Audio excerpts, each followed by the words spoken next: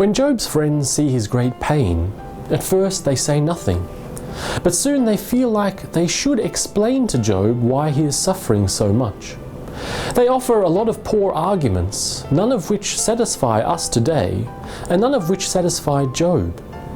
In today's chapter, we see Eliphaz's second speech to Job. Job had criticized God's justice and his management of the world, and this makes Eliphaz angry.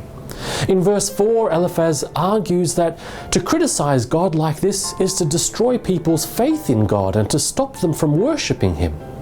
For Eliphaz, the world and suffering are simple to understand. People suffer because they are evil sinners and God is punishing them. Sometimes we hear people today still saying the same thing. But Job knows what a poor and even dangerous answer this is. This just can't be right. In the New Testament, Jesus agrees with Job. Jesus confirms for us and tells his disciples over and over again that we can't simply connect suffering with God's punishment. In John chapter 9, Jesus tells us that a man's suffering and blindness has nothing to do with sin or with God's punishment. In Luke chapter 13, he tells us that towers don't fall on people because this is God's judgment, and people aren't murdered because God hates them. We can't look at victims of disasters and suffering and with a cold heart say that they must be evil people.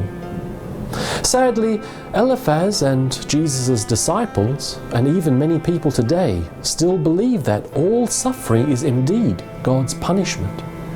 But Jesus rejects this, and he encourages us to reject this idea too. Because if we see those who suffer as being punished by God, we would never go and help them. We would never care for them or have compassion on them.